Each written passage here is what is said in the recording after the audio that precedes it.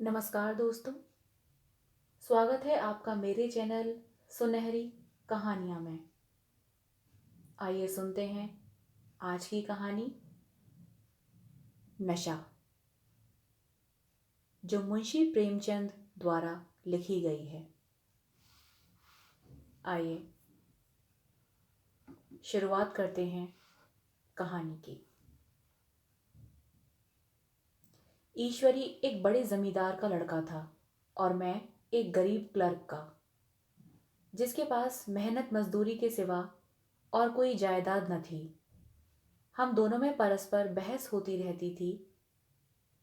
मैं जमींदार की बुराई करता, उन्हें हिंसक पशु और खून चूसने वाली जोंक और वृक्षों की चोटी पर फूलने वाला बंझा कहता। वह जमींदारों का पक्ष लेता, पर स्वभावतः उसका पहलू कुछ कमजोर होता था, क्योंकि उसके पास जमींदारों के अनुकूल कोई दलील न थी। वह कहता भी कि सभी मनुष्य बराबर नहीं होते, छोटे बड़े हमेशा होते रहते हैं और होते रहेंगे। लचर दलील दी। किसी मनुष्य या नैतिक नियम से इस व्यवस्था का औचित्य सिद्ध करना कठिन था। मैं इस वाद विवाद की गर्मा गर्मी में अक्सर तेज हो जाता था और लगने वाली बात कह जाता था, लेकिन ईश्वरी हार कर भी मुस्कुराता रहता था। मैंने उसे कभी गर्म होते नहीं देखा। शायद इसका कारण यह था कि वह अपने पक्ष की कमजोरी को समझता था। नौकरों से वह सीधे मुंह बात नहीं करता था। अमीरों में जो एक बेदर्दी और उद्दंडता होती है, उसमें वह प्रचुर मात्रा में थी।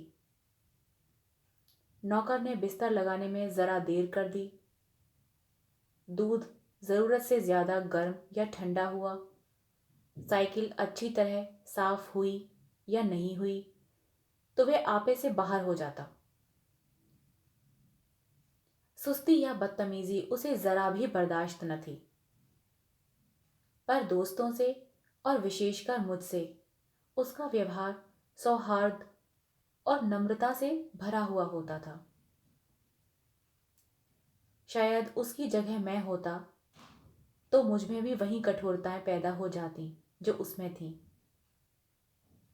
क्योंकि मेरा लोक प्रेम सिद्धांतों पर नहीं, निजी दिशाओं पर टिका था।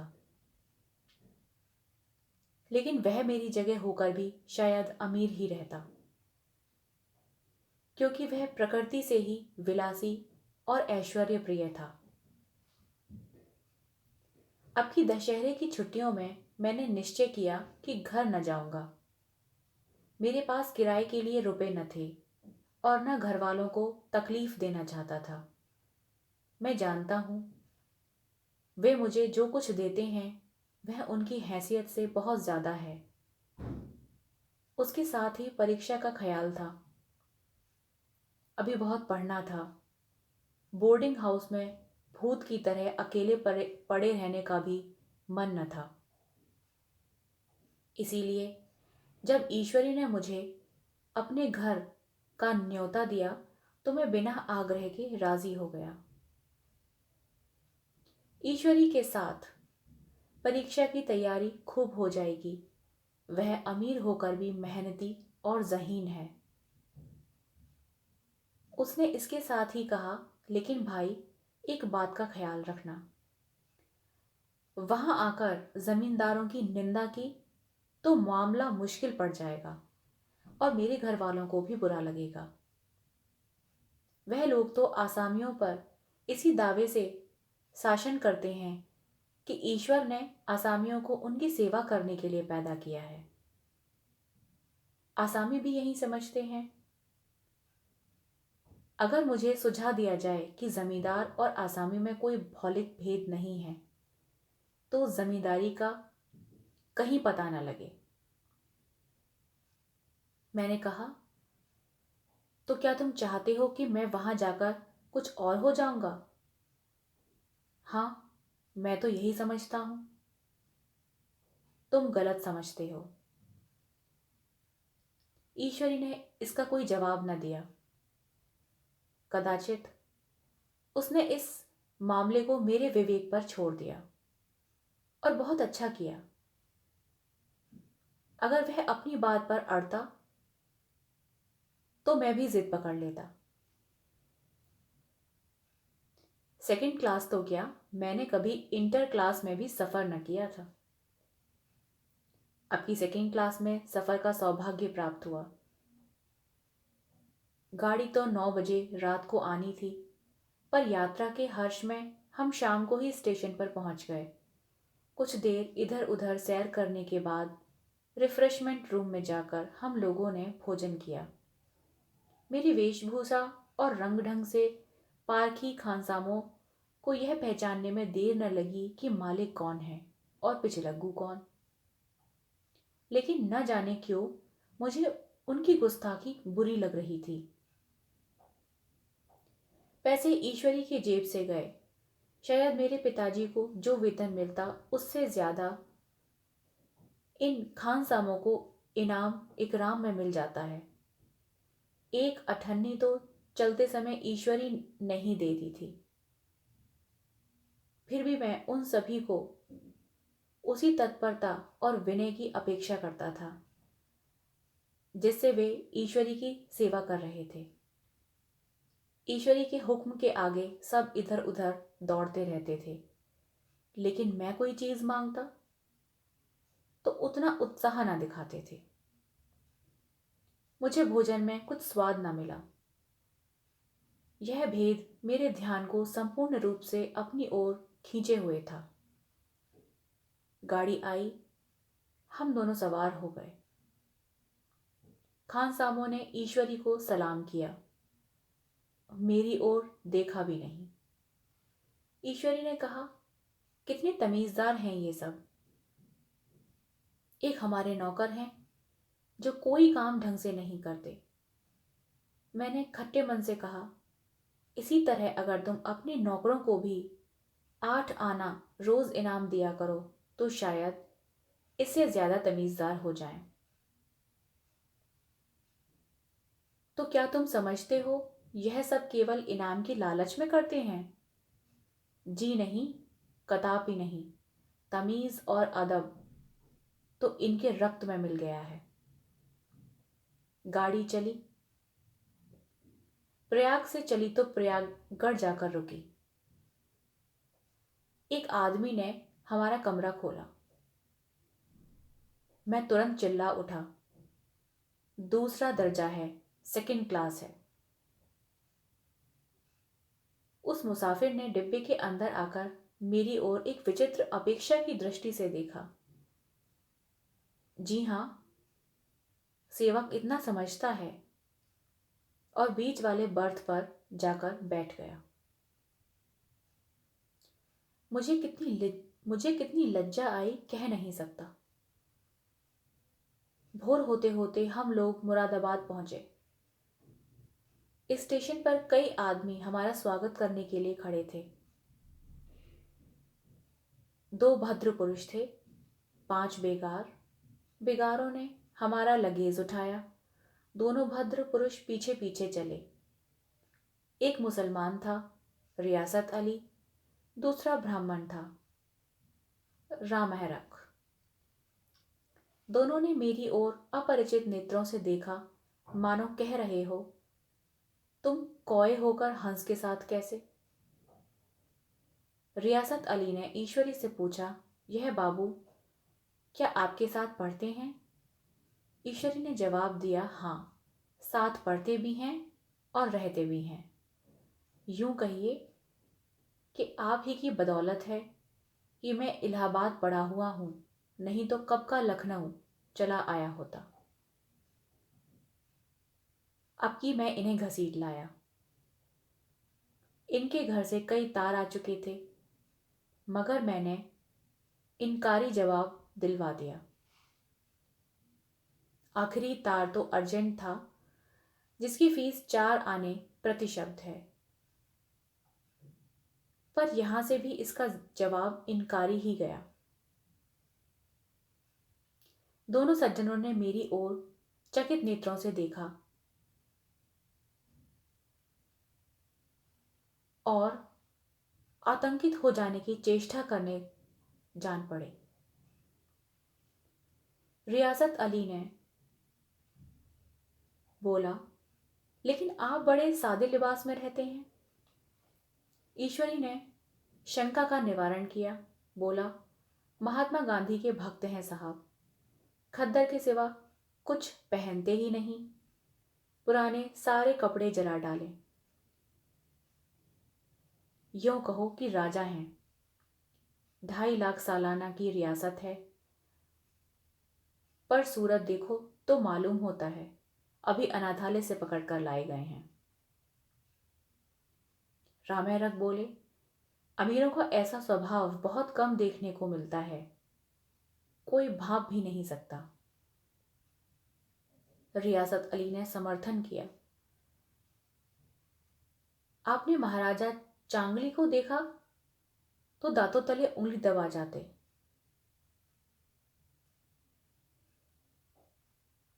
वह बाजारों में ऐसे घूमते हैं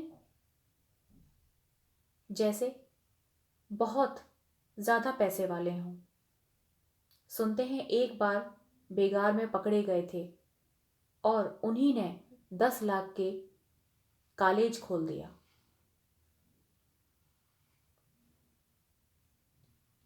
मैं मन में कटा जा रहा था, पर न जाने क्या बात थी कि यह झूठ उस वक्त मुझे हास्यपद न जान पड़ा।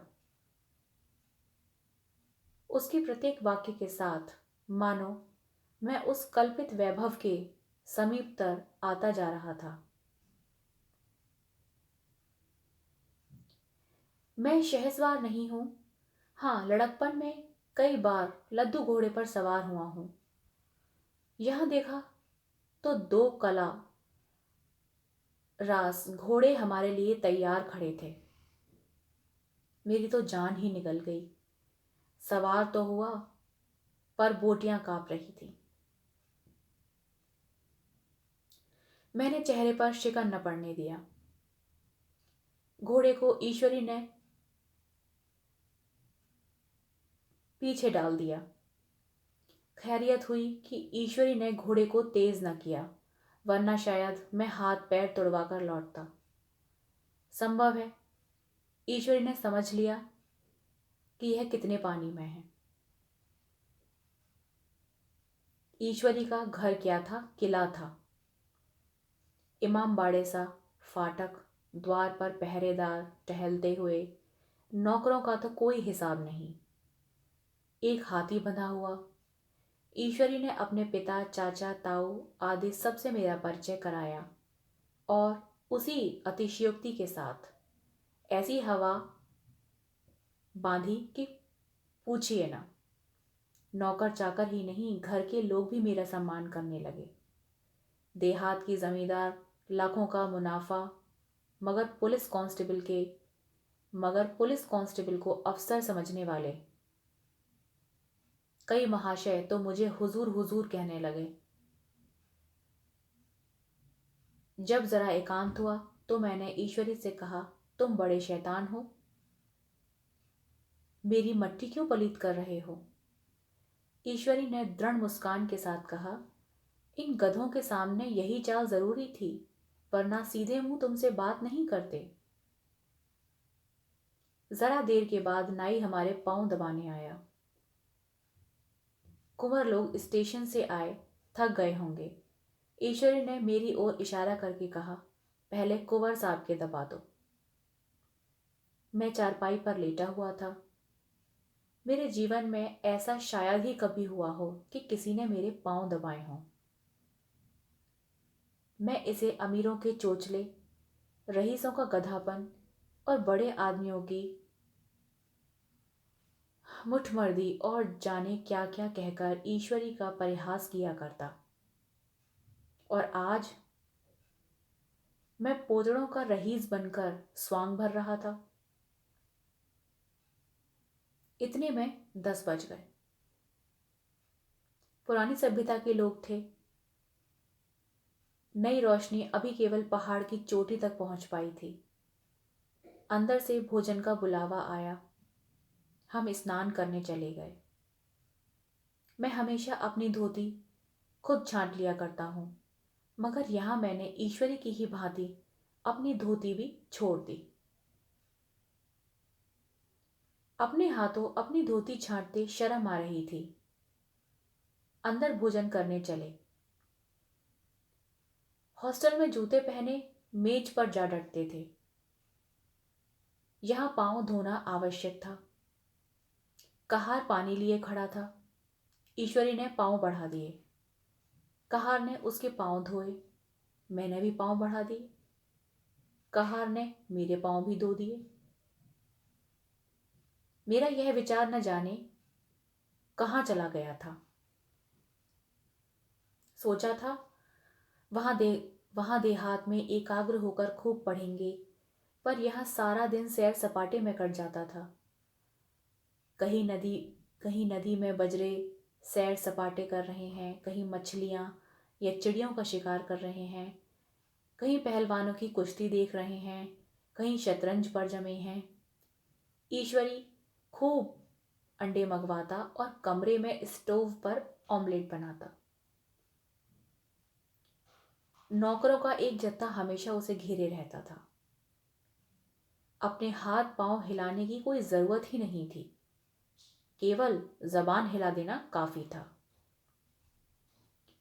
नहाने बैठो तो आदमी नहलाने के लिए हाजिर, लेटो तो आदमी पंखा झलने को खड़े। मैं महात्मा गांधी का कुंवर चेला मशहूर था।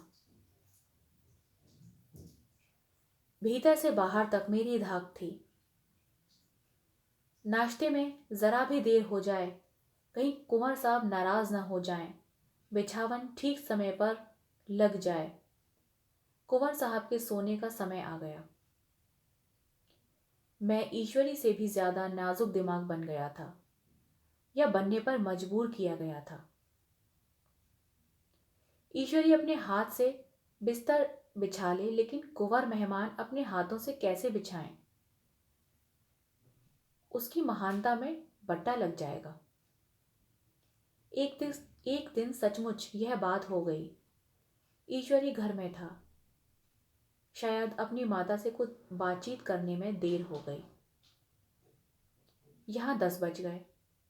मेरी आंखें नींद झपक रही थीं, मगर बिस्तर कैसे भजाऊं? कुंवर जो ठहरा।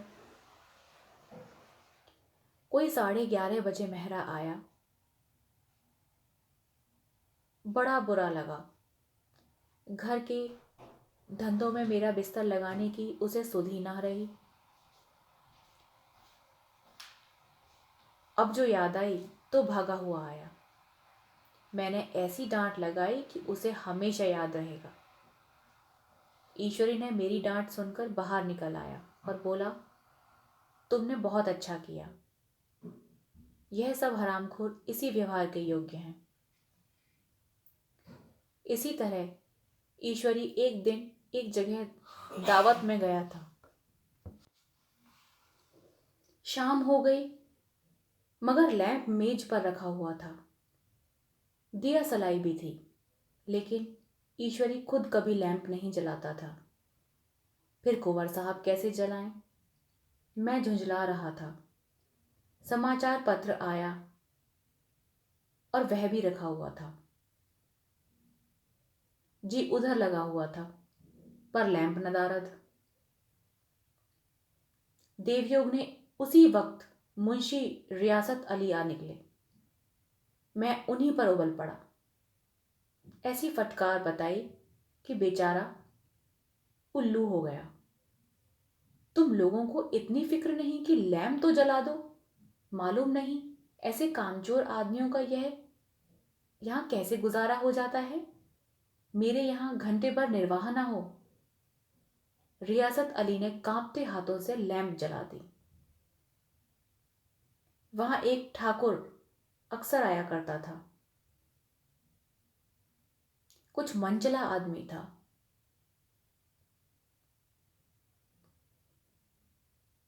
महात्मा गांधी का परम भक्त मुझे महात्मा जी का चेला समझकर मेरा बड़ा लिहाज करता था, पर मुझसे कुछ पूछते संकोच करता था। एक दिन मुझे अकेला देखकर आया और हाथ बांधकर बोला, सरकार तो गांधी बाबा के चेले हैं ना।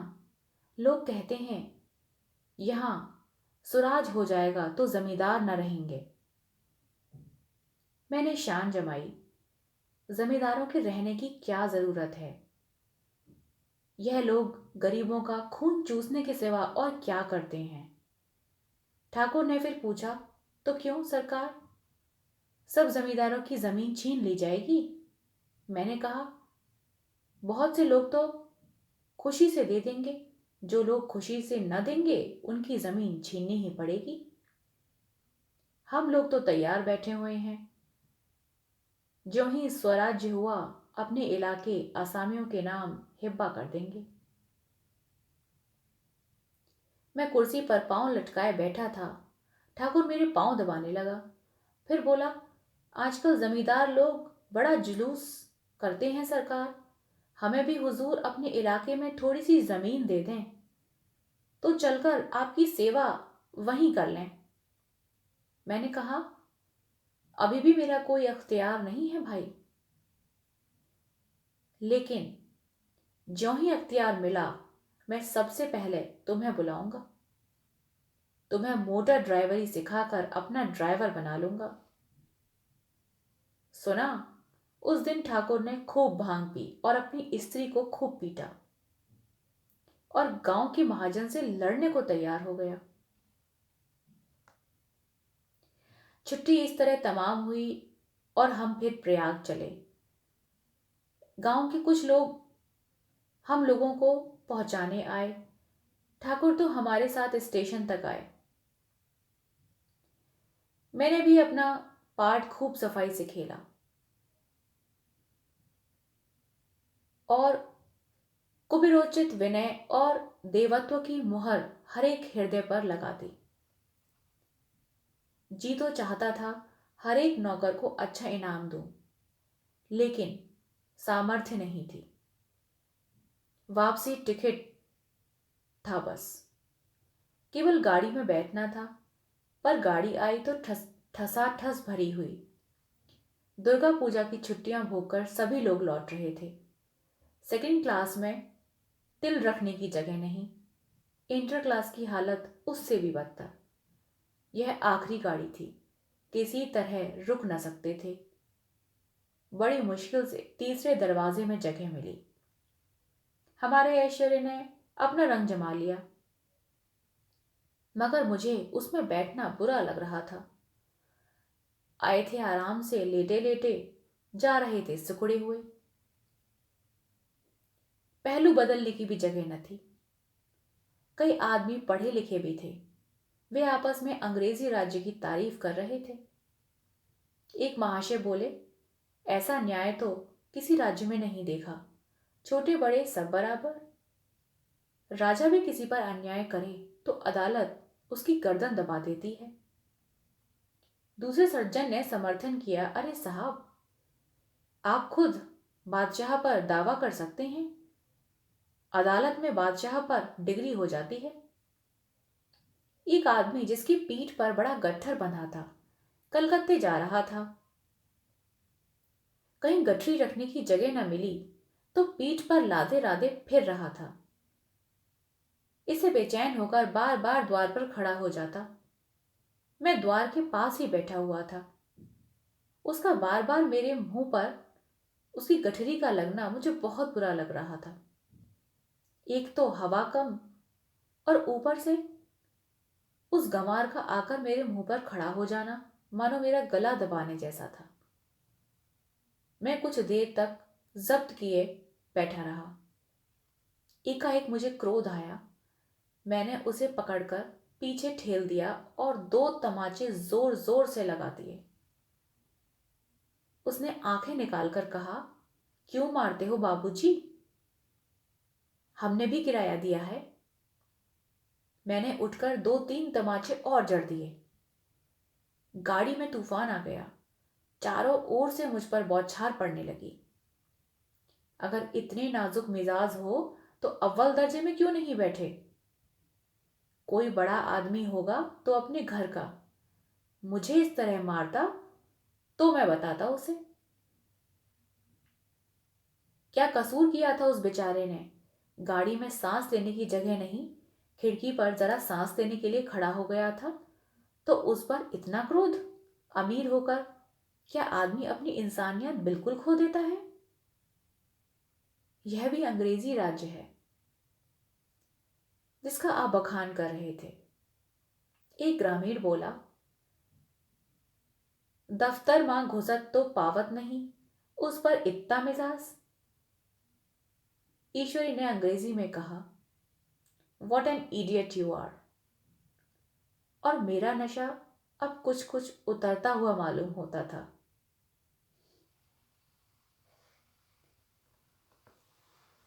आशा करती हूँ आपको ये कहानी पसंद आई हो।